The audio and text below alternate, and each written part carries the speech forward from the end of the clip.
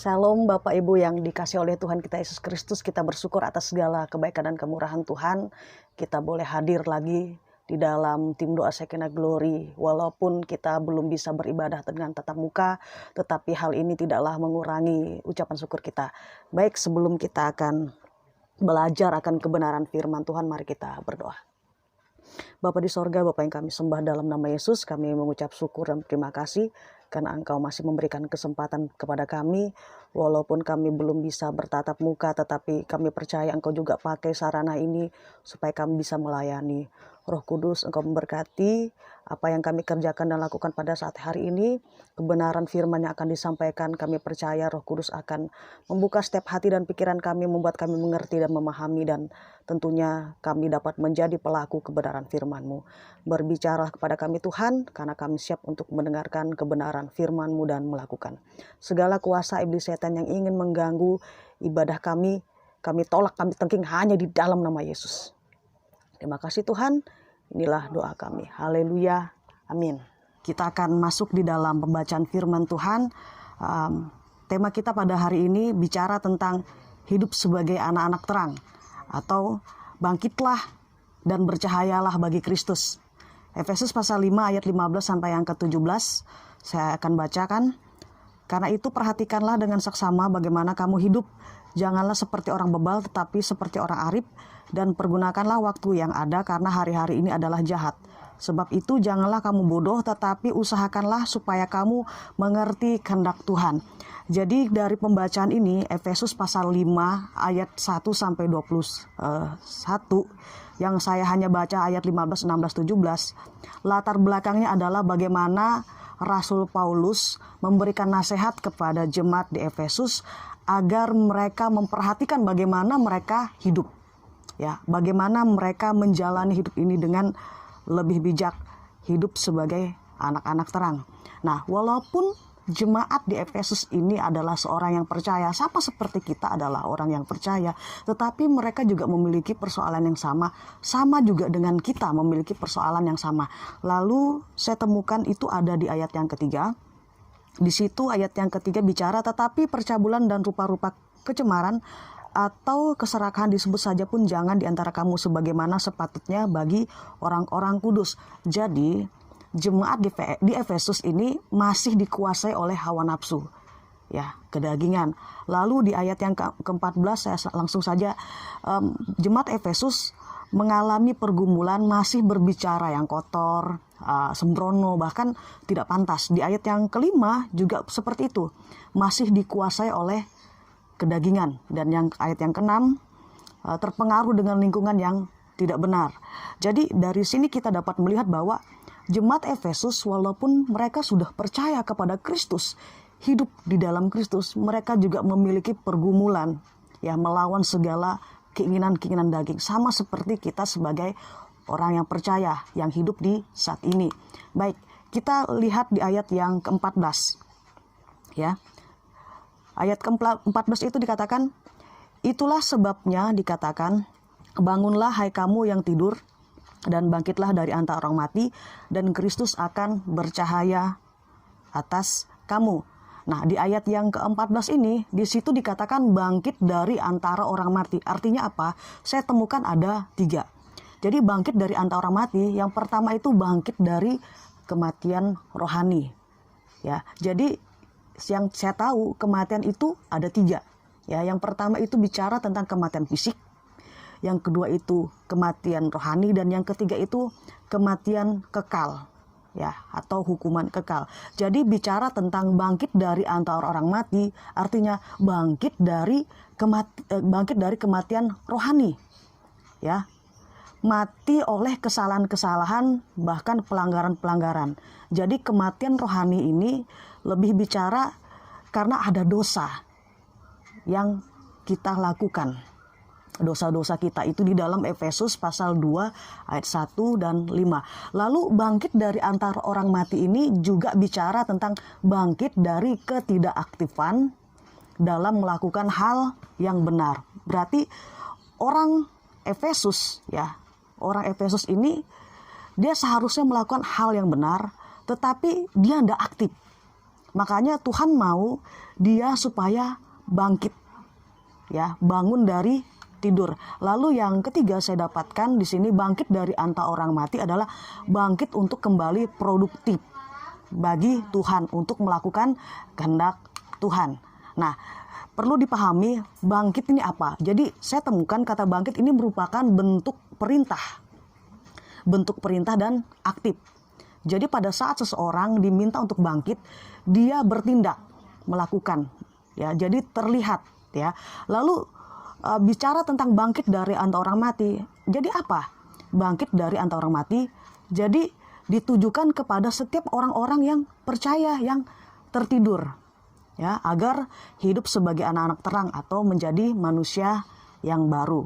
Jadi bangkit dari antara kematian, dari dia dikuasai oleh segala keinginan daging, dia ditolong oleh Roh Kudus sehingga dia bangkit menjadi manusia baru yang terus-menerus diperbaharui oleh Roh Kudus. Lalu di sini saya temukan ada 3. Yesus ingin kita bangkit, ya, menjadi terang, bercahaya bagi dia. Ya, Yesus ingin kita bangkit supaya yang pertama di ayat yang ke-15 yang baru saja kita baca tadi di awal, selalu waspada dan berjaga-jaga. Itu yang pertama.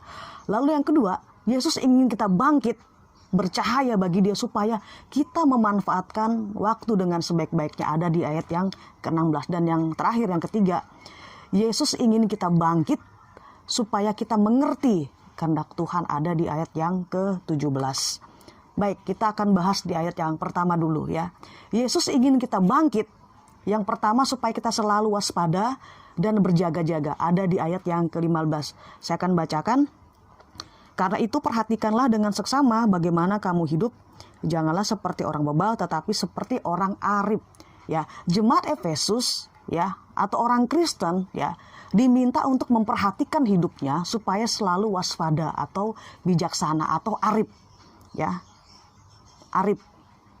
Contoh sikap yang waspada atau bijaksana itu dapat kita lihat di dalam Matius pasal 25, ya. Matius pasal 25 bicara tentang gadis yang bijaksana, ya. Bijaksana itu bicara tentang arif, ya. Apa sih arif? Atau apa sih bijaksana dalam bahasa Yunaninya? Ya, Yunaninya saya dapatkan di situ sopos. Artinya bijaksana. Dia berpengalaman, lalu dia pintar, dia terpelajar, dia terampil, dia ahli bangunan, ya, terampil dalam segala sesuatu, lebih bijak atau lebih cerdik. Matius 10 ayat 16 dikatakan dia cerdik seperti ular, tetapi dia tulus seperti merpati. Nah, lalu di situ ada terlatih. Jadi terlatih ini dalam hal melakukan hal-hal yang benar. Jadi orang bijak itu mampu untuk berpikir sehat, mampu untuk menata hidup dengan lebih baik. Jadi dalam Alkitab kita ini ada 2 golongan, ya. Yang mana kita mau, yang mana kita inginkan. Ada 2 golongan atau ada 2 orang. Yang pertama itu orang bodoh, yang kedua itu orang bijaksana, atau mau dibalik, orang bodoh atau orang bijaksana, bodoh dan sebagainya. Ada 2 tipe. Jadi yang Tuhan inginkan bagaimana kita menjadi orang yang bijak. Nah, itu dia. Lalu contoh, ya. Contohnya di sini apa? Contoh sikap orang bijak atau dia waspada. Yang pertama, dia memiliki hidup yang sesuai dengan pertobatan. Ya, atau mengaku dosa setiap hari. Dalam 1 Yohanes pasal 1 ayat 9. Jika kita mengaku dosa kita, maka ia adalah setia dan adil, maka dia akan menguduskan kita, menyucikan kita dari segala hal yang jahat. Tentunya Tuhan akan mengampuni segala dosa-dosa kita pada saat kita mengaku dosa kita di hadapan Tuhan. Jadi penting, contoh sikap orang bijaksana, dia pasti hidup sesuai dengan pertobatan. Lalu contoh sikap orang bijak yang kedua saya temukan, kita memperhatikan hidup setiap hari. Baik dalam perkataan kita, baik itu dalam perbuatan kita, baik itu di dalam pikiran kita, baik itu dalam sikap bahkan motivasi hati kita. Bila ada yang salah, keliru, kita cepat untuk koreksi diri. atau evaluasi diri. Karena penting bagi setiap orang yang bijak atau orang yang percaya kepada Kristus untuk mengawasi dirinya, untuk mengawasi setiap ajarannya. Supaya apa? Supaya tidak mudah disesatkan oleh pengajaran yang tidak benar. Lalu yang ketiga, contoh sikap orang yang ketiga, ya, contoh sikap orang bijak yang ketiga, mengimplementasikan firman Tuhan setiap hari yang sudah kita renungkan.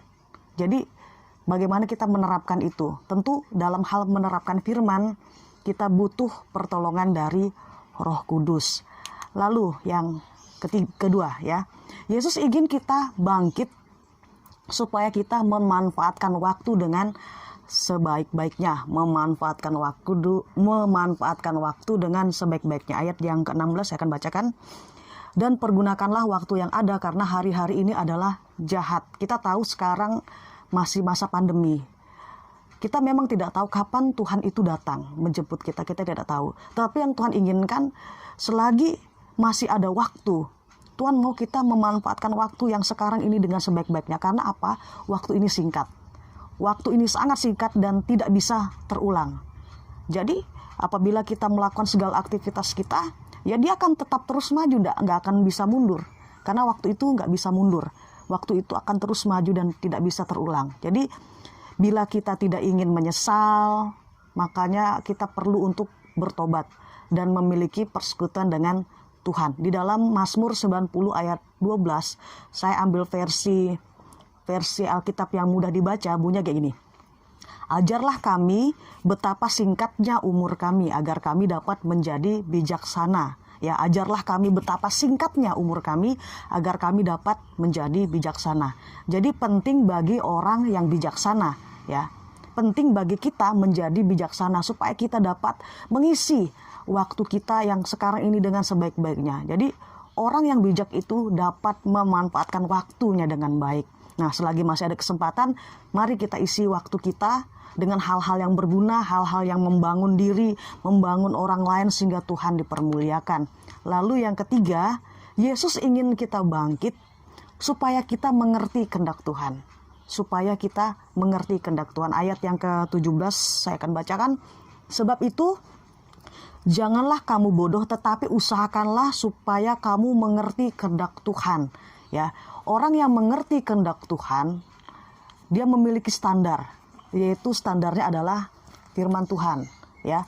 Lalu orang yang mengerti kehendak Tuhan itu dikatakan sebagai orang yang bijak. Dia bukan orang bodoh. Kalau orang bodoh, dia tidak mengerti kehendak Tuhan itu seperti apa. Tetapi kita orang-orang yang percaya diminta Tuhan untuk menjadi orang yang bijak, dapat mengerti setiap kehendaknya. Nah, jadi saya temukan ada 3 orang yang mengerti kehendak Tuhan itu. Yang pertama, dia pasti mencari dahulu kerajaan Allah dan kebenarannya. Matius pasal 6 ayat yang ke-33. Lalu yang kedua, saya temukan orang yang mengerti kehendak Tuhan, dia pasti tekun membaca Alkitab, membangun dan mengajar. Jadi segala kehidupan dia pergunakan waktu dia hanya untuk memuji dan memuliakan nama Tuhan. Apapun yang dia pelajari, dia sampaikan.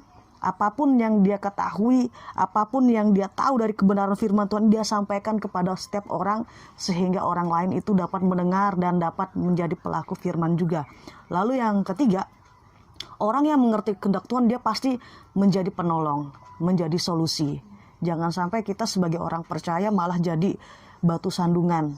Jadi batu sandungan ini tentu orang yang tersandung akan sakit, ya, mengalami kesakit, ya. Jadi kalau kita menjadi batu sandungan tidak akan bisa menolong orang lain. Tetapi pada saat kita menjadi solusi bagi orang lain, kita dapat menolong sesama kita. Dan semuanya hanya untuk kemuliaan bagi nama Tuhan. Kesimpulannya bagi kita, saya temukan ada 3. Yang pertama, tidak mengabaikan panggilan Yesus untuk bangkit, untuk bersinar bagi dia. Tuhan mau kita itu bangun dari kematian rohani. Lalu yang kedua, sadar bahwa panggilan untuk bangkit membuat iman kita semakin teguh di dalam Yesus. Dan yang ketiga, bila merasa lelah jenuh, Tuhan mau kita datang kepada Dia. Karena Dialah yang memberi kelegaan yang tetap kepada kita. Amin. Demikian kebenaran firman Tuhan yang singkat. Kiranya firman ini dapat menjadi kekuatan bagi kita. Mari kita berdoa. Kami mengucap syukur Tuhan karena Engkau telah memberkati